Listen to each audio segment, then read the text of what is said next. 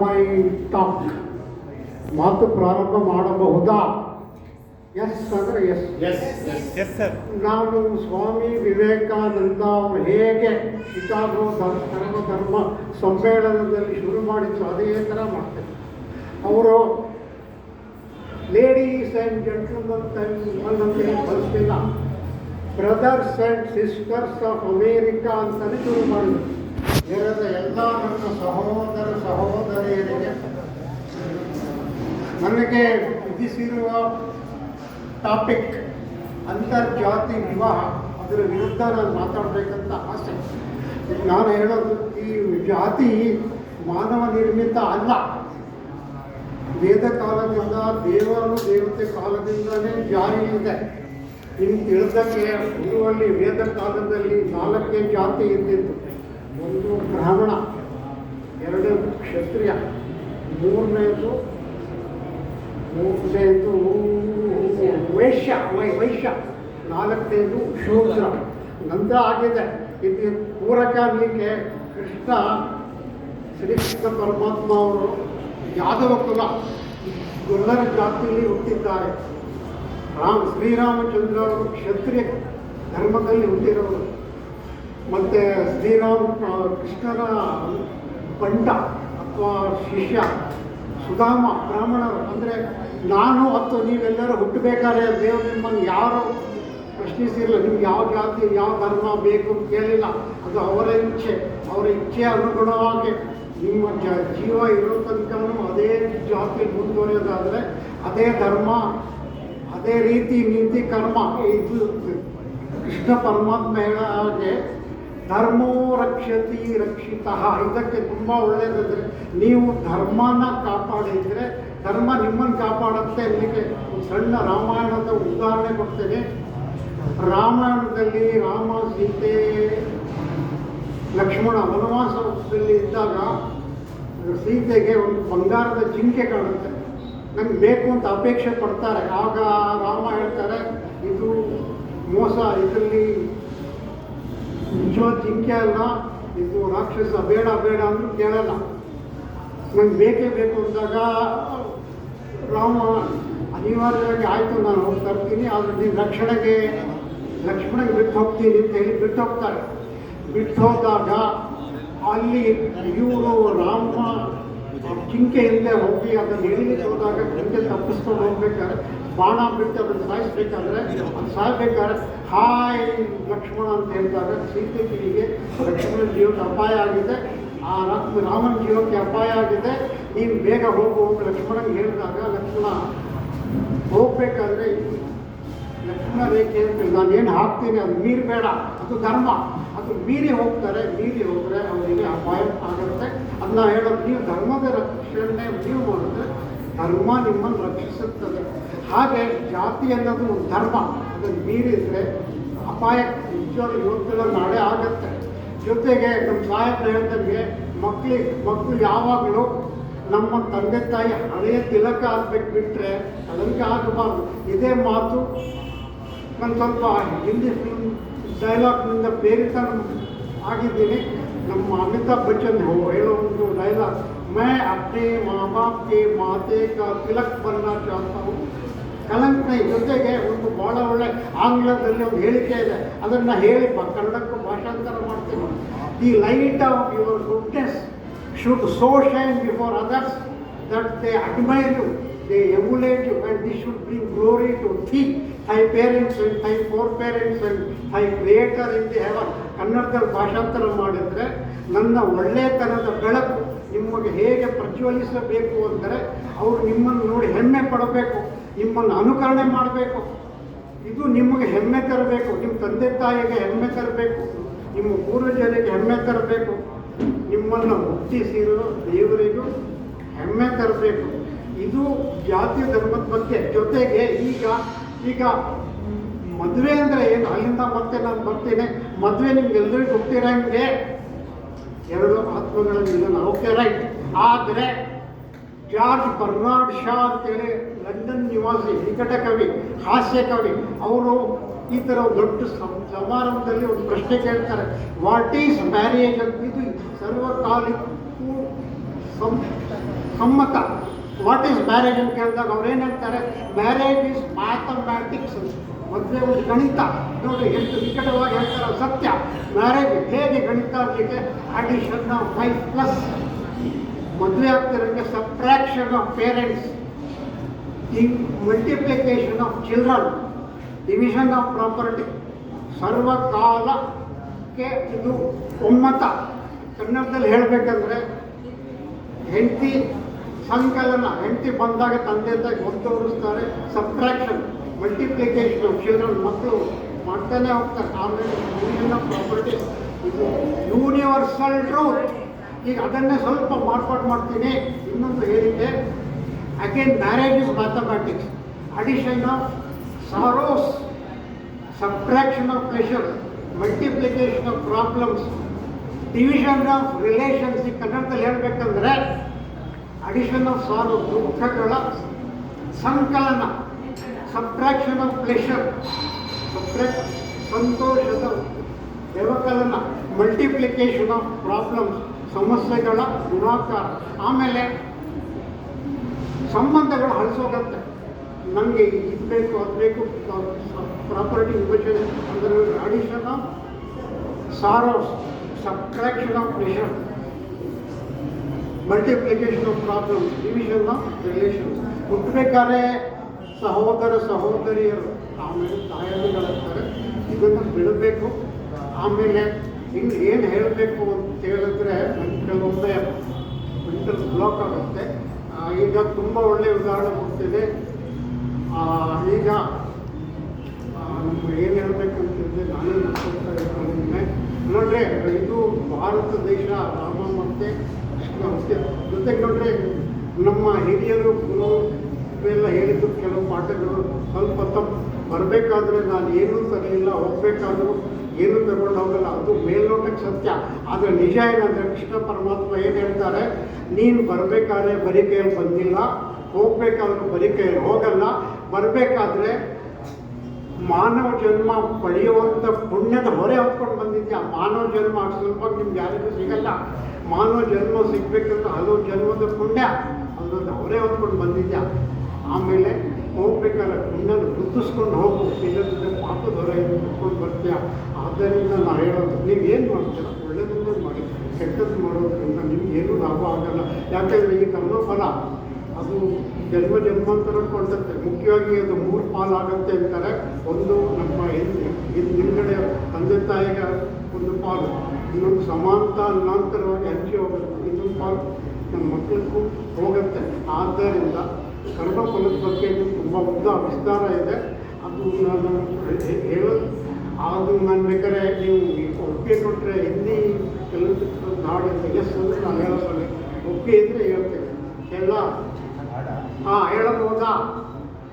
सजन रे झूठ मत बोलो, खुदा के पास जाना है, नहाती है न घोड़ा है, वहाँ पैदल ही जाना है। सजन रे झूठ मत बोलो.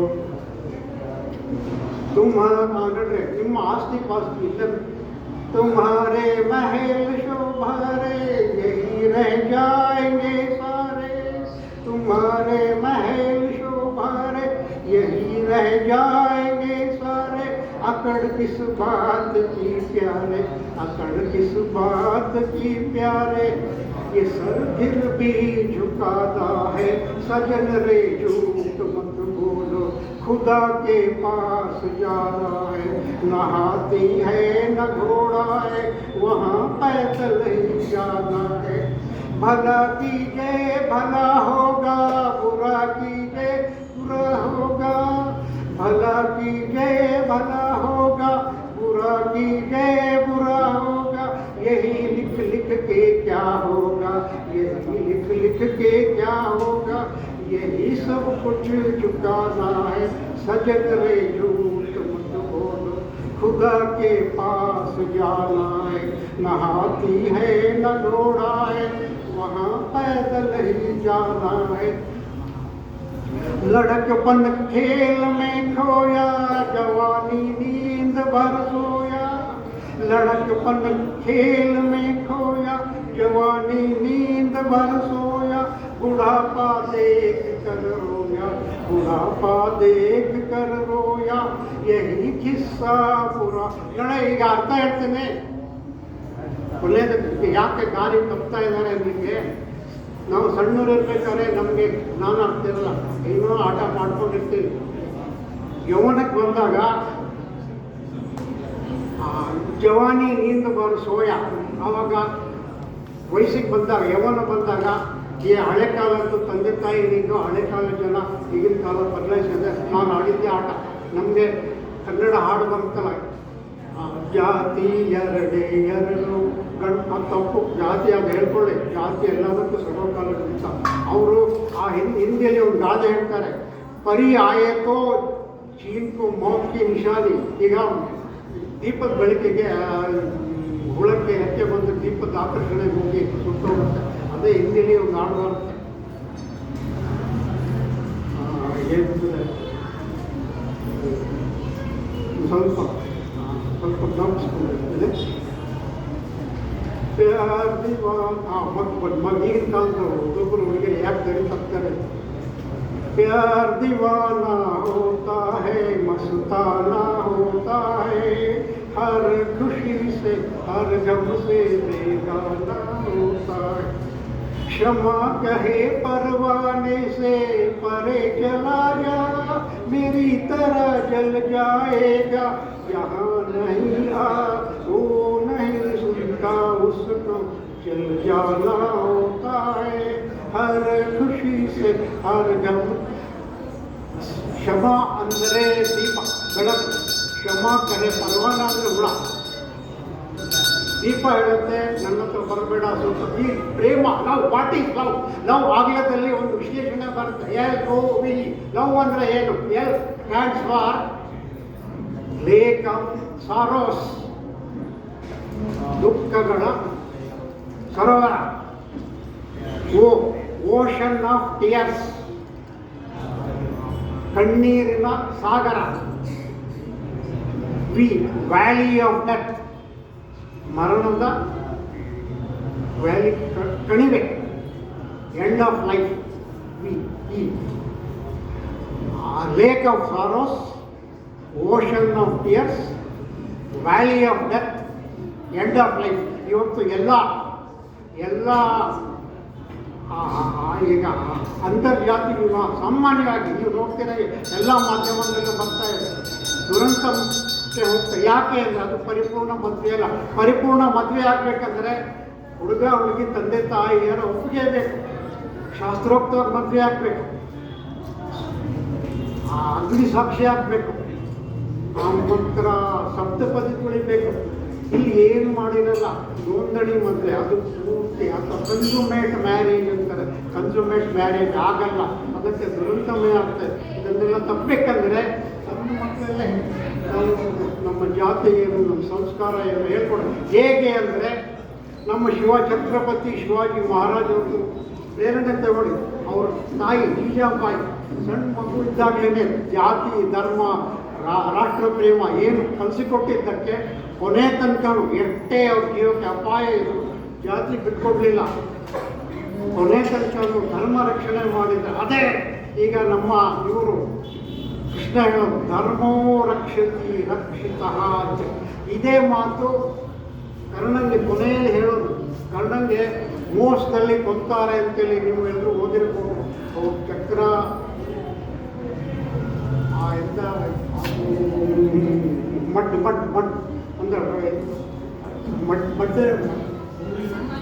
ಮಡ್ಡಲ್ಲಿ ಸಿಕ್ಕಾಕೊಂಡಿರಲಿಲ್ಲ.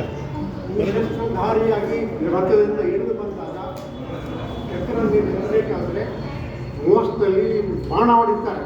ಸಾಯ್ಬೇಕಾದ್ರೆ ಕರ್ಣ ಕೃಷ್ಣಗೆ ಹೇಳ್ತಾರೆ, ನೀವು ಮೋಸದಲ್ಲಿ ಹೊಡ್ತಿದ್ದೀರಾ, ಸಾಯಿಸಿದ್ದೀರಾ ಅಂದಾಗ ಕೃಷ್ಣ ಕಡೆ ಉತ್ತರ ಎಲ್ಲ ಉತ್ತರ ಬೇಕು. ಒಂದೇ ಒಂದು ಕಾರಣ ಹೇಳ್ತೀನಿ, ಅಥವಾ ಎರಡು ಕಾರಣನೂ ಹೇಳ್ತೀನಿ. ಒಂದು, ನೀನು ಅಧರ್ಮೀಯ ಪಕ್ಷದಲ್ಲಿದ್ಯಾ, ಅದಕ್ಕೆ ನೀನು ಬೆಲೆ ತರಲೇಬೇಕು. ಎರಡನೇ ಕಾರಣ ಏನಂದರೆ, ತುಂಬಿದ ರಾಜ ಸಭಾಂಗಣದಲ್ಲಿ ದ್ರೌಪದಿ ವಸ್ತ್ರಾಭರಣ ಆಗಬೇಕಾದ್ರೆ ನೀನು ಸುಮ್ಮನೆ ಮೂಕ ಪ್ರೇಕ್ಷಕನಾಗಿದ್ಯಾ. ತಡೆಗಟ್ಟಬಹುದಿತ್ತು, ಪ್ರತಿಭಟಿಸಬಹುದಿತ್ತು.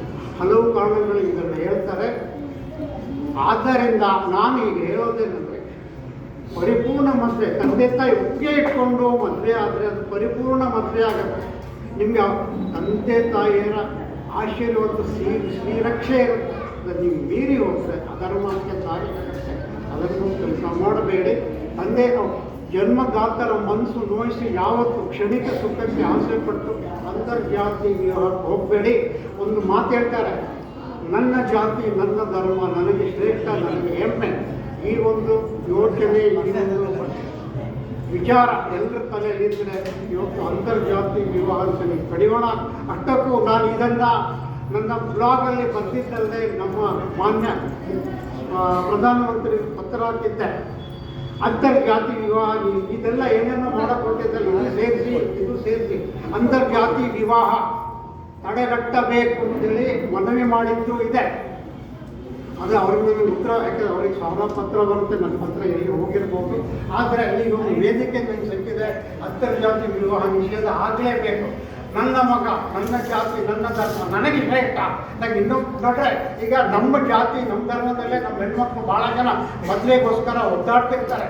ನಾವು ಅವ್ರಿಗೆ ನಾವು ಸಹಾಯ ಬೆಂಬಲ ಕೊಡಬೇಕು. ಅಲ್ಲಿ ಬೇರೆ ಜಾತಿ ಹೆಣ್ಮಕ್ಳಿಗೆ ಯಾಕೆ ನಾವು ಬೆಂಬಲ ಕೊಡಬೇಕು? ಯಾಕೆ ಮದುವೆಯಾಗಿ ಅವ್ರ ಕಷ್ಟಕ್ಕೆ ನಾವು ಯಾಕೆ ಹೆಗ್ಲು ಕೊಡಬೇಕು? ನಾನು ಸತ್ತಾಗ ನನ್ನ ಜಾತಿ ಮಕ್ಕಳೇ ನಮ್ಗೆ ಮೊದಲ ಹೆಗ್ಲು ಕೊಡಬೇಕು. ಅನ್ಯ ಜಾತಿಯ ಅಳಿಯ ಬಂದು ನಮ್ಮ ಹೇಗೆ ಎತ್ತಬಾರ್ದು. ಅದು ಭಾರತ, ನಮ್ಮ ಹಿಂದೂ, ನಮ್ಮ ಜಾತಿಯ ಸಂಸ್ಕಾರ. ಅಕಸ್ಮಾತ್ ನನ್ನ ಅಳಿಯ ಬೇರೆ ಜಾತಿನ ಅದನ್ನು ಹೆಗ್ಲು ಕೊಡೋದು ಅವ್ನು ಬರೋದು ಅದು ಕಳಂಕ. ಅದೇ ಹೇಳೋದು, ನಾನು ನನ್ನ ತಂದೆ ತಾಯಿಯ ಹೆಮ್ಮೆಯ ಹಣೆಯ ತಿಲಕ ಆಗಬೇಕು, ಕಳಂಕ ಆಗಬಾರ್ದು. ಯಾಕೆಂದರೆ ಇದು ಶ್ರೀರಾಮಚಂದ್ರ ಕೃಷ್ಣ ಜನಿಸಿದ ನಾಡು. ಕೊನೆ ಬೇಕಾದ್ರೆ ನೀವು ಅಂದರೆ ನನಗೆ ಸಂಸ್ಕೃತದ ಶ್ಲೋಕ ಬರಲ್ಲ, ನೀವು ಕೊನೆಯೊಂದು ಹಾಡು ಬೇಕಾದ್ರೆ ಹೇಳ್ತೀನಿ. ತುಂಬ ಒಳ್ಳೆಯ ಹಾಡು ಶ್ರೀರಾಮಚಂದ್ರ ಹೇಳ ಎಸ್ ಒಪ್ಪಿಗೆ ಅಷ್ಟೇ ಕೊನೆ. देखो वो दीवानो तुम ये काम ना करो, राम का नाम बदनाम ना करो, बदनाम ना करो। देखो वो दीवानो तुम ये काम ना करो, राम का नाम बदनाम ना करो, बदनाम ना करो। राम को समझो, कृष्ण को जानो, नींद से जागो ओ मस्तानो, जीत लो मन को पढ़कर गीता, जीत लो मन को पढ़कर गीता। मन ही हारा तो क्या जीता, तो क्या जीता। हरे कृष्ण हरे राम, हरे कृष्ण हरे राम। जीवन को नशे का तुम गुलाम न करो, राम का नाम बदनाम न करो, बदनाम न करो। राम को समझो, कृष्ण को राम ने हंस कर सब सुख त्यागे, तुम सब दुख से डर के भागे। कृष्ण ने कर्म की रीत सिखाई, कृष्ण ने कर्म की रीत सिखाई। तुमसे कर्म से आनंद सुनाई तो राम भाई। हरे कृष्ण हरे राम, हरे कृष्ण हरे राम। जीवन के आराम का हाराम ना करो, राम का नाम बदनाम ना करो, बदनाम ना करो. ನಾವು ಇಲ್ಲಿಗೆ ಮುಗಿಸ್ತೀನಿ. ಕೊನೆ ಮಾತು, ನೀವು ಎಲ್ಲರೂ ತಮ್ಮ ತಮ್ಮ ತಂದೆ ತಾಯಿಯ ಹೆಮ್ಮೆಯ ತಿಲಕರಾಗಿರಿ, ಕಲಿತ ಆಗಬೇಡಿ. ನಾನು